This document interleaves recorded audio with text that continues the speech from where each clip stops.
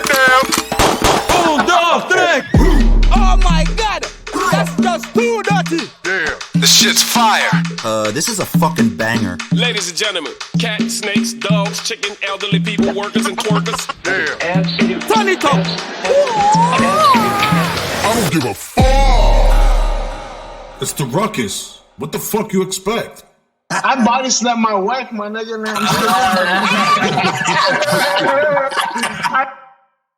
This man That's called not Bill dr- that's not Cosby. dr- Yo, Mike. I hate to be the bear brag news, but there's been breaking news. They said DMX done passed away. Oh. Really? Nah. Yeah. I'm about to look it up. Hold on. Oh shit. It's been coming to my Facebook, and Yep. I've been getting texts. Number 2 on Twitter right now, bro. Damn, is this why Joshua went away? Yeah. You know what's okay, so I'm gonna say something. Damn. So for people that are listening to us, because of editing and stuff, you're listen to this a few days after. This was gonna be one of the topics that we were gonna talk about tonight, was not specifically DMX, but just a few things around it.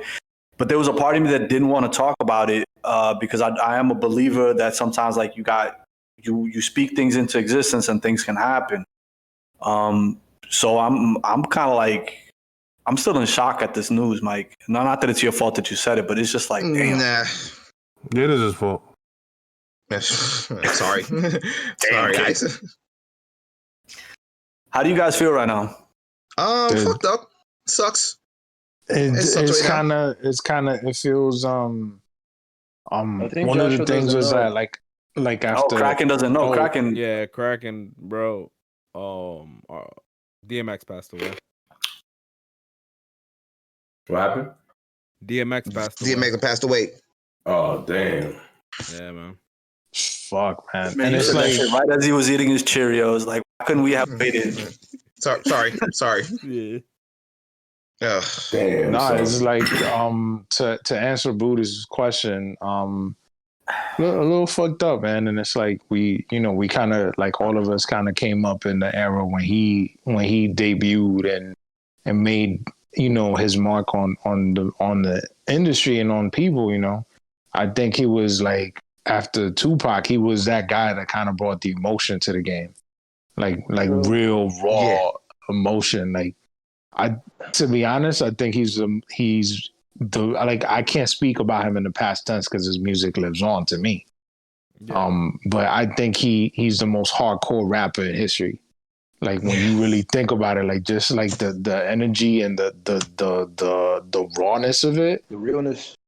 yo, like, because you've had, we've had Pac, we had Biggie, we got Nas to this day, we got Hov, we got whoever, but it's like X was just another breed, man. Different. And I haven't told my lady yet, but she's a huge DMX fan. Like, she be like the other day when the news came out that he was in the hospital, she put on the Flesh of My Flesh, Blood of My Blood album back to back. Like, she's played that shit and she knows all the lyrics. So she's gonna be, when I tell her, she probably gonna be feeling that shit, man. To add to that presence, Charlemagne on Brilliant Idiots made a great point, man. I guess it gave me goosebumps.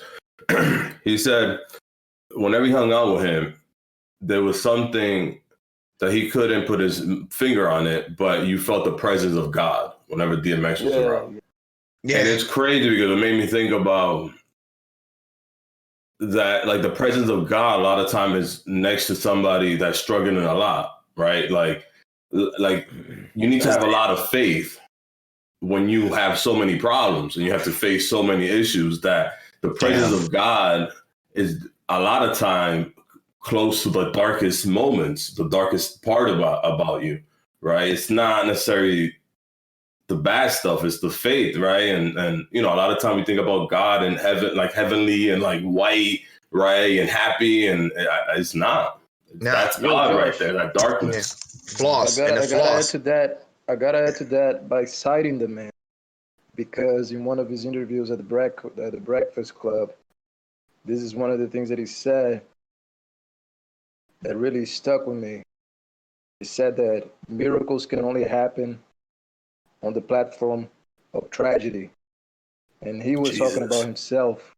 You know, he was speaking on the fact that he'd been through so much, and through all that, like God was with him. It's the only reason that he was able to go through all that, and the dude was powerful, man. Me as an artist, I looked up to him a lot. I didn't come up on DMX. I kind of found him out later. But the one thing I remember, this one video. There's this one video. To the people that are listening, maybe they watched it, but it's DMX and Jay-Z, and they are freestyling on the backstage. the backstage. Yeah, in the backstage, and there's this dude that at the end, like first Jay goes, you know, and he goes, you know, he flows, he does his thing. It's kind of nice. And then DMX comes, and is that one thing that Joshua said, and is the one thing that strikes me the most about him as an artist. I don't even think I could.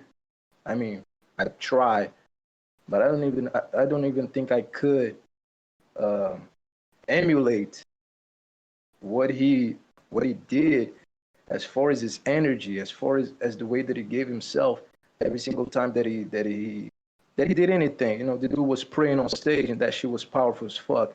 The way that he was, you know, he embodied his music. His music embodied him. But he goes on it. He goes on to rhyme after Jay, and the shit is like you can listen to the track. You can go and watch the video.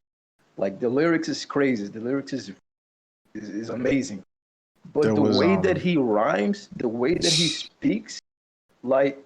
Is goosebumps. I'm feeling goosebumps right now. Just remembering this shit. Like the way that he goes is just so fucking hard, and the way that he was so passionate about the game as well. Because after him and Jay go, there is this one security guard that comes along, and then he tags along and he waits, and then they finish their thing, and then he goes on to rhyme as well, and he spits some crazy ass shit, and you can see like you look at DMX's face. Just watching the dude rhyme, and he's like, yo, he loves hip hop, bro. You know what I mean? He's like, wow, man, he loved that shit. You know what I'm saying? He was all hard. You know what I'm saying? So you could see that if he watched somebody doing something nice, even if it was rap, you know, because rap is very competitive. But if he watched somebody doing something honest, something raw, passionate and shit, he wasn't gonna fly with that. He wasn't gonna be all that. You know what I'm saying? He was that energy. So yeah, man, rest in peace to the man. To piggyback what you were saying, you got to remember, I think in hip hop, us being like hip hop heads, there's certain people that really, really like changed the fucking game. Yeah. Like really changed the fucking game. You got to remember, he came out like what, 97, 98, and during that era, everything was fucking jiggy. You know what I mean? You got to rap about your bands. You got to rap about the clothes, the bottles that you pop in, the trips you take in. Will Smith was huge. You know what I mean? I think with the exception of Puffy. I mean, it was very puffy. It was very puffy. The shiny suit era. The shiny suit. The locks floating around, Mace, the locks. And everybody was jiggy. Everybody was getting jiggy. And DMX said, "Fuck this. I'm gonna speak for the half-nots. I'm gonna speak to the niggas who's working 9 to 5." The niggas who, not the kingpin, the nigga that's really like on the block putting out the robber, you know what I'm saying? The nigga that don't want to do the shit, but I have to do. I'm not even coming to the game with jewelry. This is me and my fucking Timbs. You know what I'm saying? With a fucking dog chain. Yeah. You know what I mean? Just getting gritty. You know what I mean? Fuck a gold chain. This is my. I'm going with a fucking dog tag. Coming on stage with no entourage, no hype man, no nothing. Just me on stage. Rolling Dolo. Just nothing on stage. Dolo. Just him by himself. You know what I'm saying? Just speaking for niggas who ain't got shit. You know what I mean? It's the blue collar workers, pretty much. He was repping the blue collar workers, and a thing that's sad too, man. When he was going through his demons, is like you could tell even when he was to go this whole week when he was at the hospital. It was like everybody was rooting for him to win because they know he was going through some shit. You know what I mean? It wasn't one of those things that was, like the whole community, not even that whole hip hop community, even like non-hip hoppers that kind of let you know about people in general. That just wanted this guy to win. It kind of gives me like that fucking Amy Winehouse feeling. You know what I mean? Like, she's going through some things and you want her to win. but she's going against these demons and she don't know how to handle it. You know what I'm saying? And it sucked. Like this dude was like such in need of love and he never had it. So when you get all these millions of people trying to show you that love, you don't know how to handle that. You know what I mean? So I guess you get panicked, and I guess addiction is the thing you go to, man. And it just sucks because it's like everybody wanted this guy to win. Yo, that's a powerful point, man. For real, they were looking for that. They wanted him to do that comeback. Yeah. And it's just you never saw him and like, damn, he fell off or whatever. It was more of like he had to put it together long enough to, you know, like it was never. You never thought that he was ever gonna go away. Really, you always had a shot. You always had a shot. Like it was like that second coming. Like that second coming was coming. It was that dog in him, right? It was that dog. Right around the corner. I think, Mike, that's an interesting point. It's a beautiful point that you brought up, and I think it's important for us to talk about it. It's that question, and I think Daniel had made a comment about this. Sorry, Daniel, for putting it out there, but you had made a comment in the chat, a while back about love, and then about accepting love when you get it. At our level, at the micro level, DMX is at that macro, huge level, and it's easy to not trust fame and people saying "I love you" when you person is, but even us here, understanding love, letting people love us, from an early age, so that when we get up to the older as fathers and mothers and just people in society, having healthy relationships with people, which I think it boils down to a lot of that. I think that's a powerful point. And then, one of the things I'm gonna say about DMX is to that realism that Big spoke. It was a contrast in a lot of ways to that hood realism that came when 50 Cent represented years later, right? Which is sort of that bravado type of real drug, whatever, which is real in its own sense, but you don't connect with it in the same emotional way because 50, for example, never rapped about emotion. But DMX always rapped about depression, and a lot of us go through bouts of depression, even though at the time we might have not known that was the name of it. DMX was rapping emotions. Today we call it depression, but back 20 years ago, it was just hood shit. So I think that was... Go ahead, Craig, go ahead. I think that's why I make this connection between like emo rap and around the same time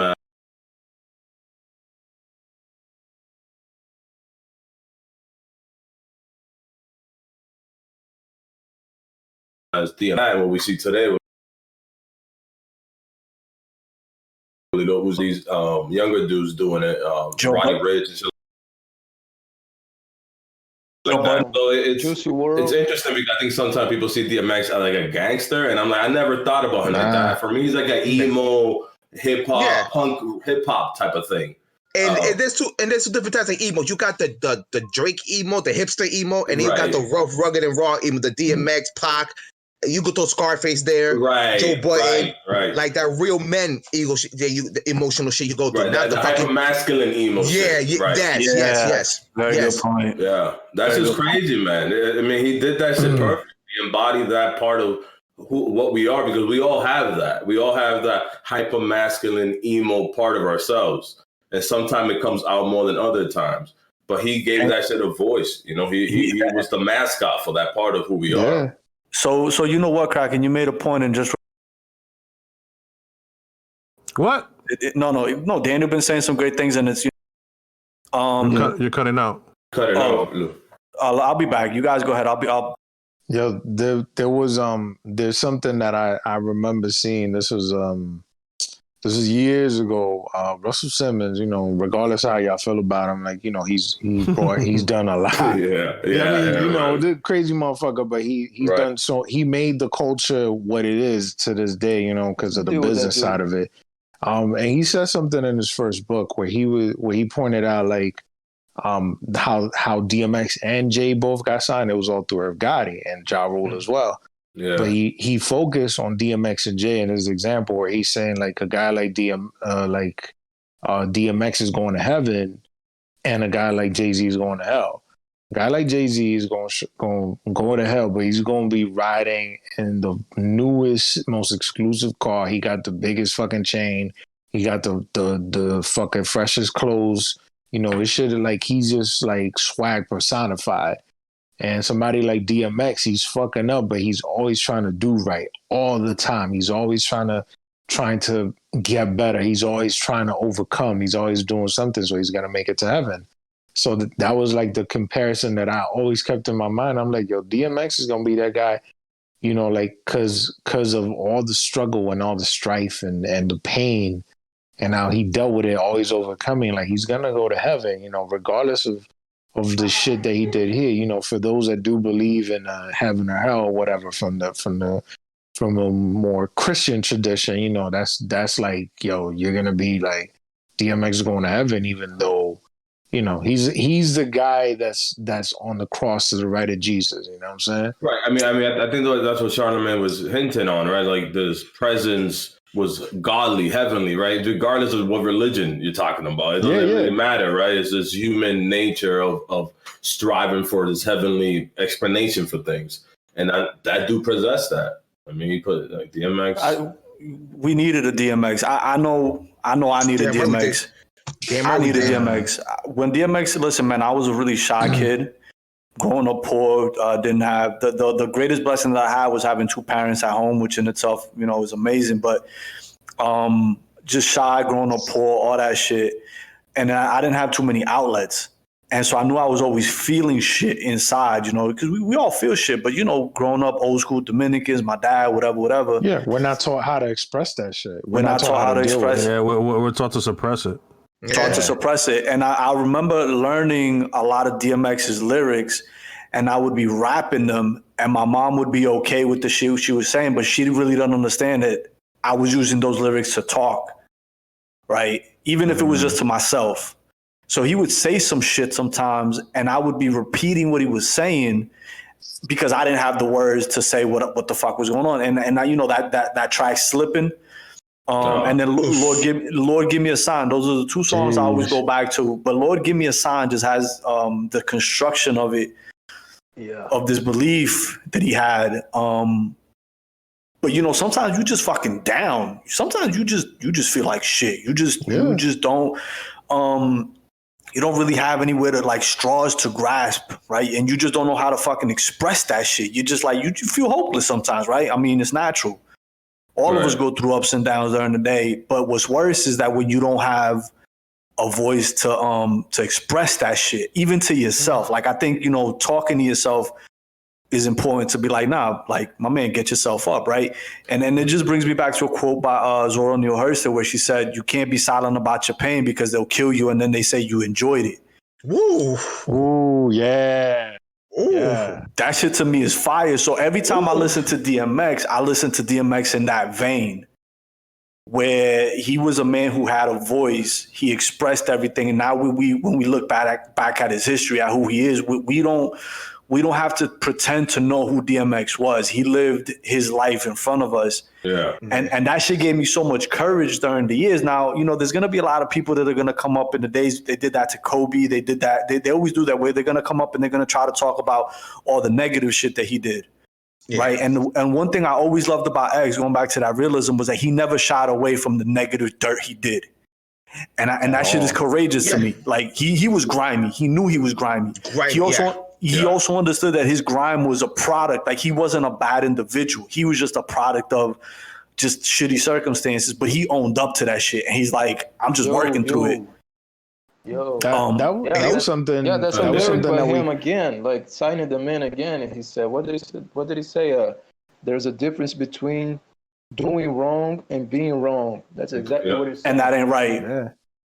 There's two things that I do want to ask y'all, like what because these are two of the songs that kind of been stuck in my head from X. One is, well, rather his verse on 24 Hours to Live. And the other one is Who We Be, like that first verse, which is like so powerful because he talks about everything from, you know, from the oppression that Black folks lived through to, you know, to depression, to the struggle, to also the power, you know what I'm saying? Like he's talking about all this in 16 bars and you're just like, yo, so like those are two of the the verses at least that really have always stayed in my head, but especially like 24 Hours to Live, because you hear you feel the energy, like it's bursting through the speakers, bro. You're like, yo, this motherfucker is hungry and he is angry and he sings so much. He's like, you know, with the shit that I've been doing, I'm gonna send you there worse. I've been living with a curse, but now it's all about to end. But before I go, say hello to my little friend. Oh shit. Yo, like, bro. And I gotta make a side with my mother, trying to explain to my son, to my girl that I love her. Yo, my man, this is what I'm saying. Like 24 Hours to Live is like one of the songs that kind of personifies him, and Who We Be is another one because it shows him as like a whole person. He's got all this shit. He's grimy, like y'all was saying, but he's also this. You know, he believes in the people. And he's also honest about the struggle, you know. Well, that track Damien, it took me years to understand Damien in that vein. Wow, dude. And like, that conversation between, you know, because I'm gonna be honest, like, you know, all of us have our traumas and all this shit, and I think we do go through these conversations with ourselves, like, yo, why do I keep doing this dumb shit? And it's that duality. I thought that shit was fucking, like, it took me years, and I understood the words, right? Like, I understood fucking basic English, like, whatever. But it took me a long time to reflect on that, be like, damn, man, like, we go through this shit. Like, and that's I think where the artistry really presents itself. It's like the layer of being able to produce music that touches on so many different layers. And I think, and I don't want to be critical of music today, and I don't want to say that it doesn't exist, but I think there are few artists historically that are able to create that music that it just goes on so many different levels. And like I said, man, I think the biggest thing about him, the courageousness, I think, of you being who you are and be like, yo, I've done fucked up shit. You know, like it sucks when you do some fucked up shit and then you be like, nah, man, I didn't do that. I didn't that wasn't me. That was my fault. Like, whatever. The man would cry at the shit that he would do that was fucked up. And then speaking on, and I think this is, and go ahead. No, go ahead. Just going over news articles and tweets and stuff, but it looks like he is not actually dead. He's brain dead though. That's what I'm saying. He's still on unconfirmed status, and pretty much the same as this morning. But didn't they do a brain test and said he was brain dead? Yeah, they haven't pulled the plug though. It looks like. Yeah, but that was a couple of days ago, right? No, it was today. They were like, he's pretty much brain dead. But I think the family still hasn't decided to pull the plug or not. Yeah, that's that was the latest thing that I found. Oh, is that the update right now? So it's still. Because it wasn't an official, like, nope, I don't know where it came from. It was some lady seems to have leaks. It was coming.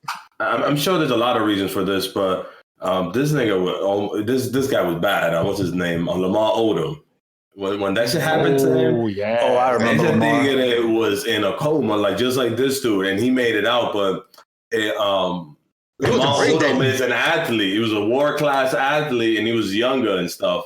And he hadn't been through as much drug trauma. Right. I mean, DMX started at what, 13? 14? Yeah. And Odom has a very similar story as Tyson, as DMX, right? Like, I think he was an orphan. He's right? Some shit like that. I mean, I know No, he had a horrible story. I know. Yeah. Right. When I was in Connecticut, I remember being in Connecticut, and people knew, like, people that I knew him because, you know, he was in Rhode Island. He went to University of Rhode Island, and there was always rumors about him. Unfortunately, not rumors but just like murmurings of the shit that was going down. You know, he smoked a lot of weed. He just hung around a lot of fucked up people. But what was difficult with him was that he just had a shitty relationship with his father, and his father just kept making it worse. It was one of those things, like, he just could never overcome where he came from. And one of his parents died of heroin, right? Some shit. And yeah, he had that as well. But you know, the difference with DMX was that Lamar Odom, thank God, you know, to an extent, he had a different structure. Like, when you get to the NBA, being the talent that he was, you're gonna have people there, especially because of the league tries to present itself as a family-friendly league. Right. Hip hop, on the other hand, as the more gangster you are, the more records you sell. Right. And which was a detriment to X to a certain example, because they were probably people who could have intervened. Even the record label could have intervened. Yeah. But I'm sure they tried. They probably did try, but at the same time, it didn't hurt. People try with DMX more than most people. You don't think? I don't know. It depends. It depends. I think Switch Beats. I think put money in there. I think they put money in that. I think like the Rough Riders, like the Crew and his uncle, yes. Def Jam and Leo, not so much. Yeah. Here's the thing, man. Def Jam saw dollars. The Def Jam saw dollars. Rough Rider, they know him, so they know how to work with him. So when they was on his nonsense, they were really like, smack him across the head a couple of times. Yo, you're moving silly. And every time we got into some beef, they had to move him to like different states because he was just a freaking maniac. Right. Malito loco, yo. But here's the thing. But that's the thing. DMX, it was also a little bit different where he would check himself into rehab. So you had a person who was cognizant of how deep this shit went. Like, it wasn't just like, oh, fuck this, which was Amy Winehouse, God rest her soul. She made a song. They tried to make me go to rehab, but I said, no. Yeah, right? she was defiant for sure. She was defiant. DMX was like, I have a problem. I want to get over this. Yeah, he's trying to get over it. Right. But I don't think hip hop. I think hip hop, unfortunately, it breeds not this type of behavior, but it's okay with it. They tolerate too much. The NBA by nature is a health conscious organization, right? They're gonna have doctors around and trainers and stuff, so they're gonna try. The very structure of it, like you said, Brutus. And with the NBA, they had to too, but because like back in the day, they were wild in the 80s, all that coke, and it wasn't until like that shit happened with Lynn Bias. We gotta check these kids because they just wilding out. So they're testing them all the time. The Patriots, remember when the whole Aaron Hernandez situation came out? I didn't know this at the time, but after the whole Aaron Hernandez situation, the Patriots have a whole security team dedicated to their players, and I would imagine NBA teams as well, where they're giving you security. They're sending, they're looking at who you're hanging out with, trying to keep you away from certain people. And I've heard this through the wire with different interviews. With the NBA, I know we talked about Russell Westbrook. He's from LA. Kawhi, he's from LA as well. The NBA keeps tabs on if these guys are from certain areas to try to, like, if you're from Chicago, like D Rose was from Chicago, and then he went back to play in Chicago. Like, is it okay for them to play in these areas, considering the gangs and where they come from? Like, is that going to be an issue? And providing extra security to try to protect these players.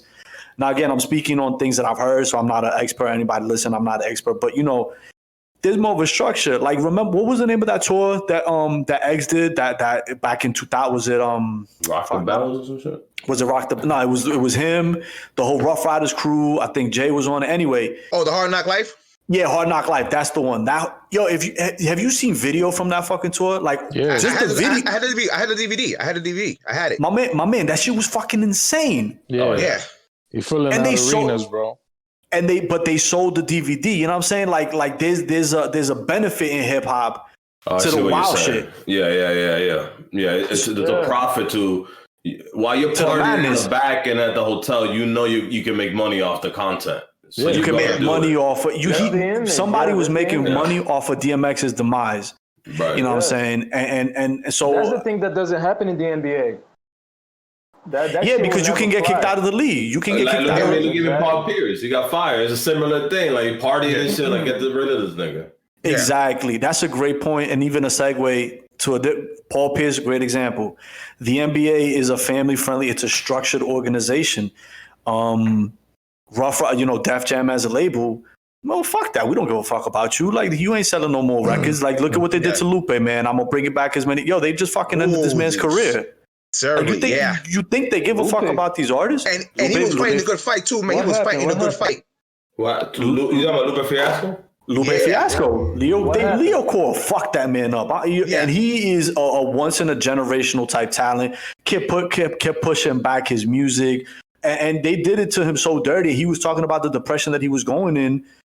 This is why I'm saying I don't think a label cares, because a label will put you in a position for you to want to fucking drug yourself. Like, they'll fuck you over that hard for you to want to fucking get on some fucking smack or whatever. And smack. Yeah, I call it the smack. You fucking smack bird. Smack bird. What are you, 40? So I also don't doubt that DMX, and this is one of the questions that I wanted to talk about indirectly. DMX being near death, do we start to understand the humanity that these artists have that we take away from them?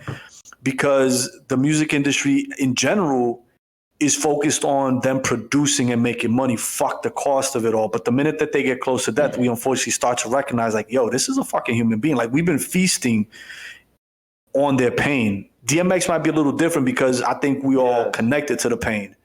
Like, I don't think we bought a DMX album to see the car crash that was his life. I think we all had DMX's in our lives for him, like, for a minute. Yeah, and everybody was pulling for him. But I think reflection. I think that really happened. Like the best example of that was Amy Winehouse. Like that shit that happened in that at that show, that festival or something, that she went on stage and she was fucked up, and it just generated more clickbait. It just generated more people like talking about it. It was good, in a sense, for the media behind it, and nobody took it like seriously until like when she died. When she died, then everybody was like, oh man. And then it was kind of like everybody realized that there were a lot of cries for help.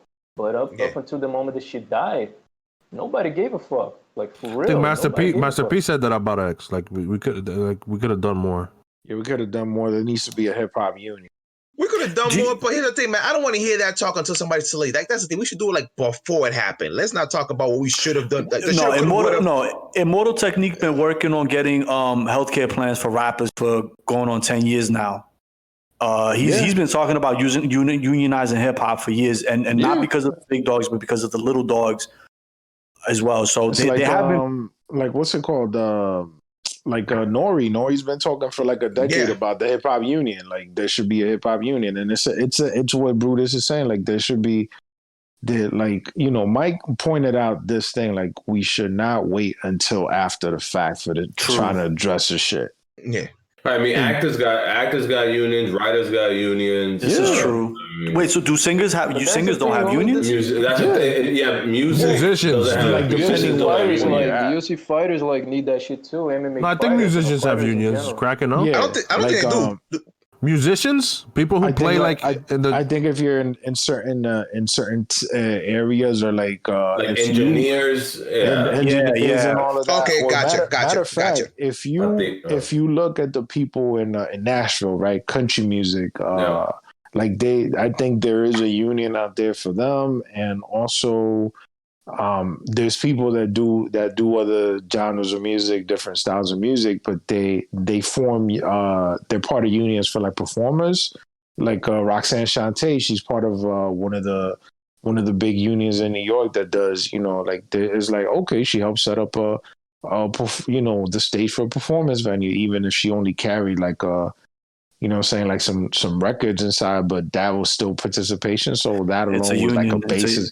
Yeah, you in the union, and that's it. You pay your dues and keep it moving. And when you're not making nothing, like in her case, that there were years where she wasn't doing well because the deals that were structured, they weren't structured properly, and she was covered by the union. So between that and then Warner Brothers paying her fucking education, yo, she G'd them, bro. No, she did well, but I think but hip hop ain't getting a union anytime soon. Like, there's an American American Federation of Musicians. A lot of people don't know about it. Yeah, but I would imagine that they probably that's for have musicians though. Specific, exactly. So like in that article that we're talking about, Bud and calling out 2 Chainz, telling him you should be our Derek Fisher, like talking to 2 Chainz. So it's like, and in the rap community, this could definitely happen, because at the end of the day, if we all say we ain't putting out shit, we ain't putting out shit, and you got like, it has to be. But it's like, it happens in every type of. I would say they have the most power, to be honest, because the labels, let's be honest, are feasting off their talent. But like, when it comes to us, like the little guy, like they dissolve all unions across the United States like this, and like after Jimmy Hoffa died. So but like now there's shit that happens at work, and I try to tell, like, if we all of us we say we ain't working, like if there's 30, 40, 50, 60 of us, something's going to have to change, or we're going to get the media involved, and shit can happen, but nobody has the balls to do it, or nobody wants to do it. Why no? Look at Amazon right now. Listen, man, I didn't want to make the comment. Kraken made the comment. KC, do you know what you were just communist kid? KC, man, communist. Hey, yo, I'm glad I didn't walk. He walked hammer and the colleen. Yeah, he didn't. I didn't have to walk him to. Listen, man. This is why we need to have these conversations to our listeners. This is hilarious. Listen, man. I think you know what it is, man. I think with Americans specifically, they get caught up in this bullshit dialogue of freedom, right? And they think that freedom is just the ability to just do what you want. They don't understand that freedom has consequences and responsibilities, and you need to work for it.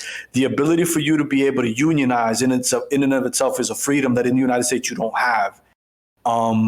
You just don't, because like Casey just said, unions just get fucking dissolved, and Amazon and whatever. The other thing is that if you won't have it, it's a constant back and forth. It's a constant back and forth. Yeah. But the other thing is that in order for you to have real freedom, you need to be able to challenge power. And the only way you challenge power is by appropriating the power that you have, which is unionizing, which is getting together 50 or 60 fucking people and saying, we ain't doing this. And the ripple effect of that, right? Could hip hoppers do it? Yeah, but I don't trust that a man, for example, like a Jay-Z, nothing against him, is going to be in favor of that. And he has power to do so. Yeah, that's the thing, because the guys that it has to be that you mentioned that were trying to do that Immortal Technique, and who were the one? There's no big fish, like there's no Kendricks trying to do that. Well, but you know what though? Now that you mentioned it, the one that's been speaking that I've been hearing the most talk about it lately, besides Master P, is actually Puff.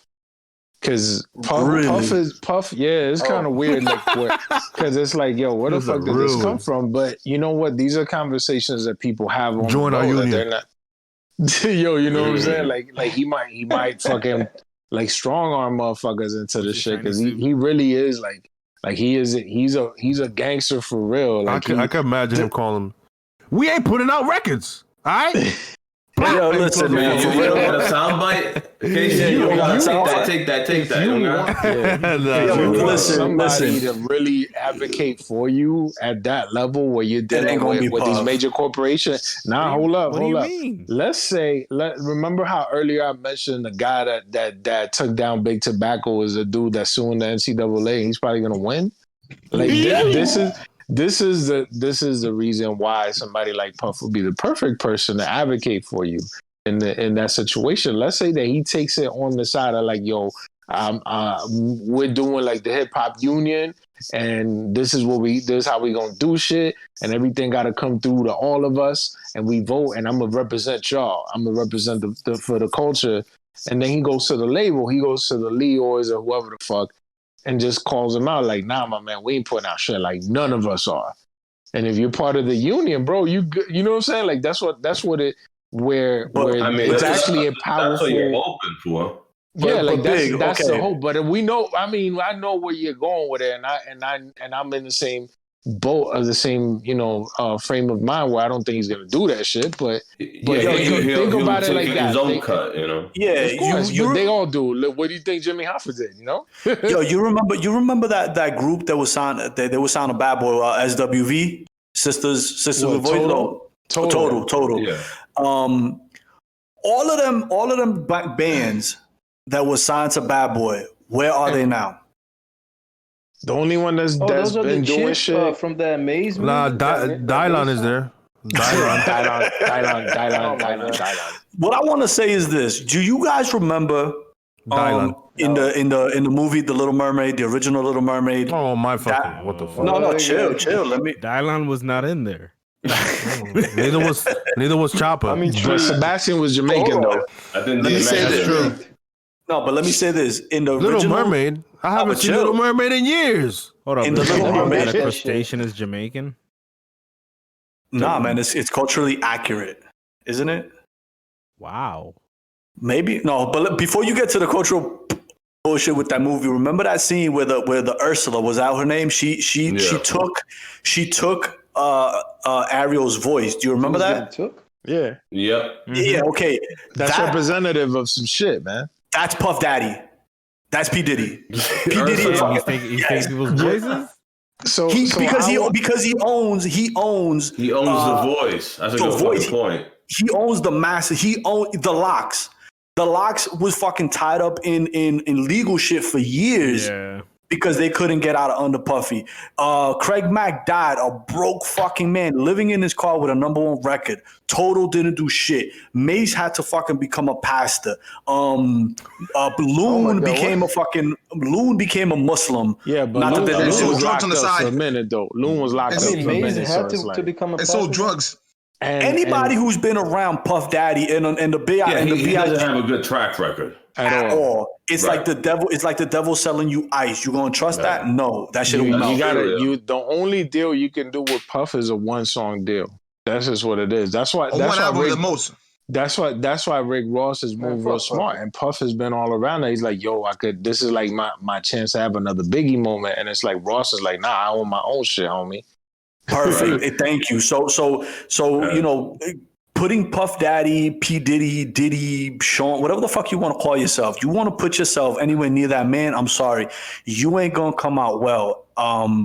It's true. Because he's a smart guy. The thing with a man like Puffy is like he doesn't need to be a street gangster. He never was. He never needed to be. Bro, hold up. No. What I'm saying is, even though he probably had the muscle, he was a smart fucking dude. Like this, you don't come from where he came from to where he is now being a fucking dummy. This is why I don't like Jay-Z, but I respect him.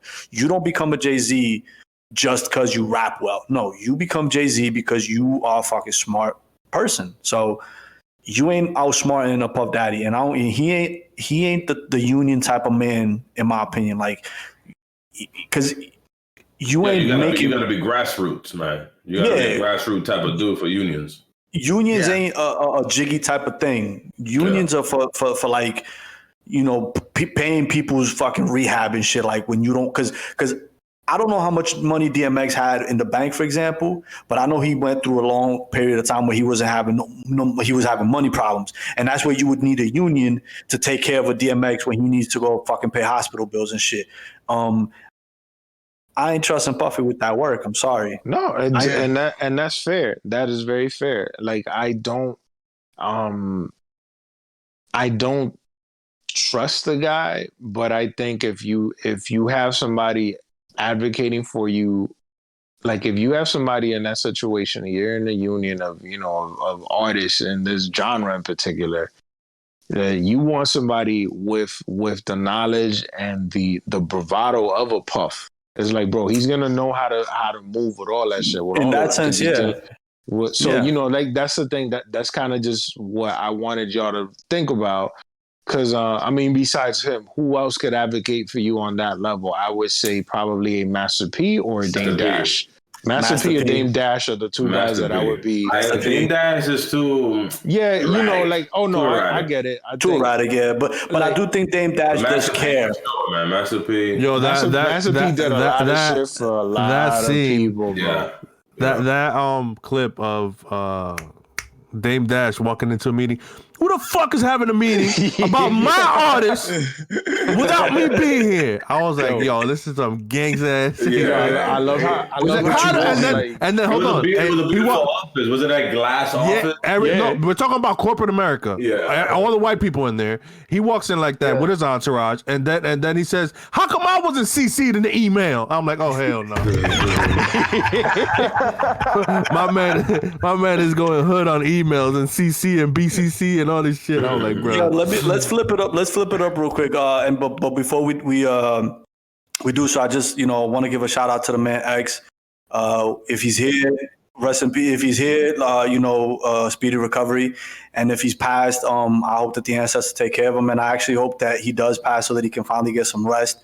Some people do come to planet Earth to give us something. He gave us a lot. He left us a lot. This conversation is a product of that. And then just wish him peace. And in doing so, I think it's good for us to laugh a little, because laughter always does the soul good. It's a way to cleanse it out. Always remember the good parts of X and of the people who pass. The last year has been a lot of death. It's always good to always focus on the good stuff that people leave us with. To always focus on the negatives doesn't do us no good. They've left. Let's keep the positive memories. And with having said that, I want to ask you guys a good question. El más berraco. I know what you're thinking. Where can I find more? For full episodes of the Ruckus podcast, you can check us out on Spotify, Google Podcasts, Apple Podcasts, and your other digital streaming services. The Ruckus, it's organized chaos. Don't worry, we're working on getting Mike a better mic. Get it, Mike? And don't worry about it. You'll get it eventually.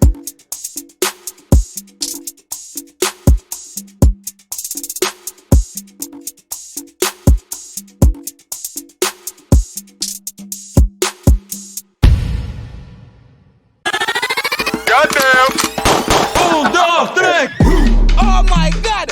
That's just too dirty! Yeah. The shit's fire. This is a fucking banger. Ladies and gentlemen, cats, snakes, dogs, chicken, elderly people, workers, and twerkers. Yeah. Turn it up! I don't give a fuck. It's the Ruckus. What the fuck you expect? I body slapped my wife, my nigga.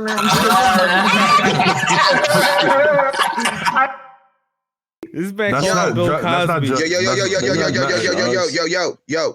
Yo. Mike. I hate to be the bearer of brag news, but there's been breaking news. They said